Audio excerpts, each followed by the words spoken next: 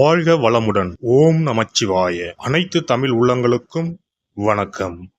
நாம் இந்த பதிவில் பெயர்ச்சியாகும் செவ்வாய் பகவானால் ராசிக்காரர்களுக்கு ஏற்படும் சுப மற்றும் அசுப பலன்கள் என்ன என்பதனையும், அசுப பலன்கள் ஏற்படுமாயின் ராசிக்காரர்கள் செய்ய வேண்டிய பரிகாரங்கள் என்னென்ன, வழிபட வேண்டிய தெய்வம் யார் என்பதனை பற்றியும் விரிவாக காண்போம். உங்கள் வாழ்வில் வளமும் நலமும் செல்வ செழிப்பும் பெற்று வாழ்வில் உயரிய நிலையை அடைய எல்லாம் வல்ல இறைவனை வேண்டி விரும்பி கேட்டுக்கொள்கிறேன். செவ்வாய் பகவான் சகோதரக்காரகன் ஆவார். சிவப்பு நிறத்தின் அதிபதி, ஆண் கிரகம், அதிலும் தைரியமான கிரகம். செவ்வாய் துடிப்பானவர், இளமையானவர், இள ரத்தம், வீரமான கோபமான இளைஞனை போன்றவர். எதற்கும் பயப்பட மாட்டார், துடிப்பானவர். தைரியத்தையும் வீரத்தையும் குறிப்பவர் செவ்வாய் பகவான். இவர் கிரகங்களின் தளபதியாக கருதப்படுகிறார்.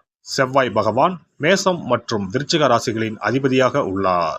ஒருவருடைய ஜாதகத்தில் செவ்வாய் சுபஸ்தானத்தில் இருந்தால் அந்த நபர் வீரம், தைரியம், ஆற்றல் மற்றும் சக்தி வாய்ந்தவராக இருக்கிறார். அனைத்து கிரகங்களும் ஒரு குறிப்பிட்ட காலத்தில் தங்கள் ராசியை மாற்றுகின்றன. இவற்றின் தாக்கம் அனைத்து ராசிகளிலும் காணப்படும். செவ்வாய் பெயர்ச்சியும் அனைத்து ராசிக்காரர்களின் வாழ்விலும் ஒரு குறிப்பிடத்தக்க தாக்கத்தை ஏற்படுத்தும். இந்த வருடம் ஜூன் 1ஆம் தேதி சனிக்கிழமை அன்று செவ்வாய் பகவான் தனது சொந்த ராசியான மேசத்தில் பெயர்ச்சியாக உள்ளார். செவ்வாய் கிரகத்தின் இந்த பெயர்ச்சியானது மாலை 3:39 நடைபெறும்.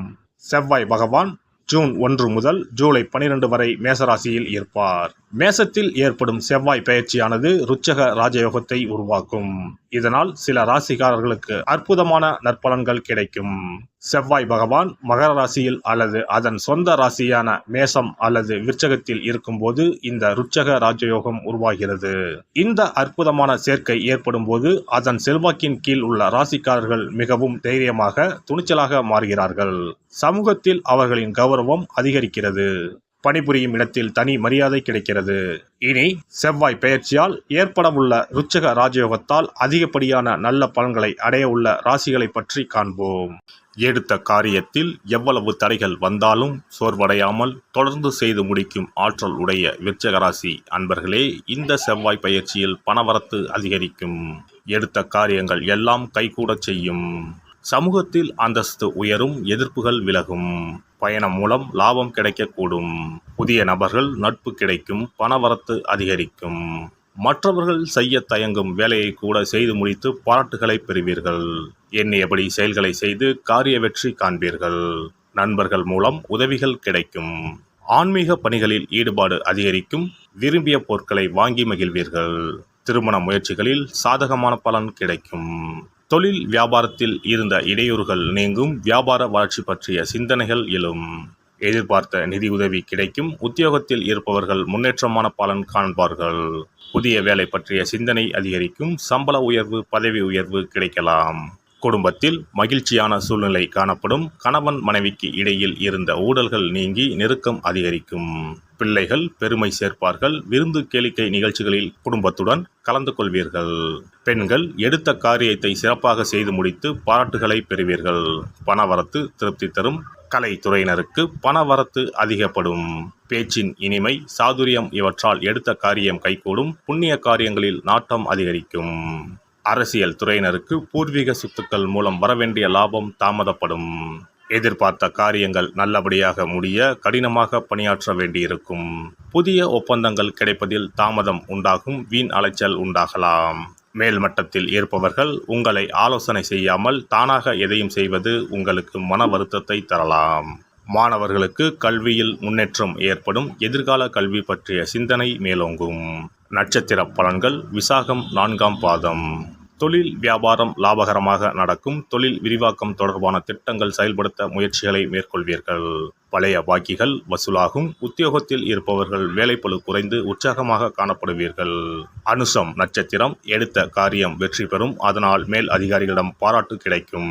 குடும்பத்தில் ஒற்றுமை உண்டாகும். கணவன் மனைவிக்கு இடையே இருந்த கருத்து வேற்றுமை நீங்கும். பிள்ளைகள் மூலம் மனமகிழ்ச்சி கிடைக்கும். உறவினர்கள் நண்பர்கள் மூலம் உதவிகள் கிடைக்கும். கேட்டை நட்சத்திரம் வாக்கு வன்மையால் காரியங்கள் வெற்றி பெறும். ஆன்மீக எண்ணங்கள் அதிகரிக்கும். மாணவர்களுக்கு கல்வி பற்றிய மனசஞ்சாரம் நீங்கி நிம்மதி உண்டாகும். பெரியோர் பாராட்டுகள் கிடைக்கும். வள்ளி தெய்வானையுடன் உள்ள முருகப்பெருமானை அர்ச்சனை செய்து வணங்க எல்லா துன்பங்களும் நீங்கி வாழ்வில் இன்பம் உண்டாகும். நவ கிரகங்களில் சூரியனுக்கு அடுத்தபடியாக செயல் ஆற்றல் உள்ள கிரகம் செவ்வாய். ஆளுமை திறன், ஆற்றல், வீரம், அதிகாரம் செய்தல், வளைந்து கொடுக்காத தன்மை, தர்மம், நீதி, நேர்மை, நியாயம் போன்ற அம்சங்கள் கொண்ட கிரகம் செவ்வாய். செவ்வாய் பலமாக இருந்து நல்ல ஆதிபத்தியம் பெற்று அவரது தசை நடக்குமானால் சகோதர சகோதரிகள் மூலம் பெரும் அனுகூலம் ஏற்படும். பெரிய பதவிகளில் உள்ளவர்கள் தொழில் அதிபர்களின் தொடர்பு கிடைத்து அதன் மூலம் முன்னேற்றம் உண்டாகும். பலமற்ற ஆதிபத்தியம் பெற்று தசை நடக்குமானால் கீழே விழுவதும் அடிபடவும் நேரிடும். வாகன விபத்துக்களை சந்திக்க நேரிடும். இரத்த காயங்கள், வெட்டுக்காயங்கள், இரத்த சம்பந்தமான நோய், சித்தப்பிரமை, தலையில் அடிபடுதல் போன்றவற்றை ஏற்படுத்துவார் செவ்வாய் பகவான். வீண் வழக்குகள், சண்டை சச்சரவுகள், மறைமுக நேர்முக எதிரிகள், பொருள் களவு போகுதல், செய்தொழில் வியாபாரத்தில் திடீரென்று பெருத்த நஷ்டம், அரசாங்க கெடுபிடி, பதவி இறக்கம், மறைந்து வாழும் சூழ்நிலை என்று பலவகை இன்னல்களை உருவாக்குவார். செவ்வாய் முதலான தோஷங்கள் அனைத்தும் நீங்க அவரின் அருளை முழுவதும் பெற செவ்வாய்க்குரிய அதிதேவதையான முருகனை வழிபடுவதும், கோதுமை ரொட்டி, வெள்ளை எள் கலந்த இனிப்பு பலகாரங்கள், துவரை போன்றவற்றை ஏழைகளுக்கு தானம் கொடுப்பதும் நல்லது. செவ்வாய் கிழமைகளில் விரதம் இருந்து செவ்வாய் பகவானுக்கு விளக்கேற்றுவது, சஷ்டி விரதம், கிருத்திகை விரதம் மேற்கொள்வது, தினமும் கந்த சஷ்டி கவசம் படிப்பது நல்லது. மேலும் செவ்வாய்க்குரிய கல்லான பவளக்கல்லை மோதிரத்தில் பதித்து அணிவது, சிவப்பு நிற ஆடையை அணிந்து கொள்வது, செப்பு பாத்திரங்களை உபயோகிப்பது போன்றவற்றால் செவ்வாயால் உண்டாகக்கூடிய தோஷங்கள் குறையும்.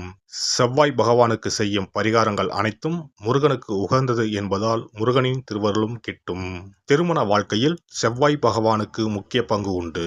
திருமணத்துக்கு வரன் பார்க்கும் போது பிள்ளைக்கோ அல்லது பெண்ணுக்கோ செவ்வாய் தோஷம் இருக்கிறதா என்றுதான் முதலில் கேட்பார்கள். அந்த அளவுக்கு செவ்வாய் தோஷம் மிகவும் முக்கியமானதாக பார்க்கப்படுகிறது.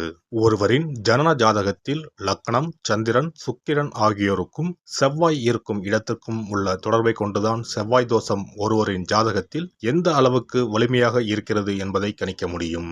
செவ்வாய் தோஷம் இருக்கிறது என்றால் நம்பிக்கையோடு மிக எளிய பரிகாரங்களை செய்வதன் மூலம் தோஷ நிவர்த்தி பெறலாம். செவ்வாய் தோஷம் என்பது திருமண தடையை ஏற்படுத்துவது மட்டுமல்லாமல் மேலும் பல இடையூறுகளையும் ஏற்படுத்தும். எனவே செவ்வாய் பகவானை செவ்வாய் தோறும் செவ்வாய் ஹோரையில் வழிபடுவதும், செவ்வாய்க்குரிய கடவுளான முருகப்பெருமானை 9 நெய் தீபம் ஏற்றி வழிபடுவதும் செவ்வாய் தோஷத்தினால் ஏற்படக்கூடிய அசுப பலன்களின் தாக்கத்தை பெரிதும் குறைக்கும் என்பது ஐதீகம். செவ்வாய் தோஷம் ஒருவருக்கு இருந்து ஒருவருக்கு இல்லை என்றால் திருமணம் செய்யக்கூடாது என்பது சாஸ்திரம். இருவருக்கும் இந்த தோஷம் இருந்தால் திருமணம் செய்து வைக்கலாம் என்று சிலர் சொல்வார்கள். ஆனால் பொதுவாக தோஷம் ஒருவருக்கு இருந்தாலும் சரி அல்லது இருவருக்குமே இருந்தாலும் சரி, தக்க ஜோதிடர்களை ஆலோசித்து முறைப்படி பரிகாரங்கள் செய்வதுதான் சரி. செவ்வாய் தோஷத்தால் திருமண தடை உள்ளவர்கள் வைத்தீஸ்வரன் கோவிலுக்கு வந்து அரச மரத்தடி விநாயகர் ஆதி வைத்தியநாதரை வழிபட்டு ஆலமரத்தை சுற்றி வர வேண்டும். வைத்தியநாத சுவாமி, தையல்நாயகி அம்மன், செவ்வாய்க்கு அதிதேவதையான முருகப்பெருமானை வழிபட வேண்டும். சன்னதியில் உள்ள செவ்வாய் பகவானுக்கு சிகப்பு வஸ்திரம் சாத்தி அபிஷேகம் செய்து பரிகாரம் செய்ய தடைகள் நீங்கும்.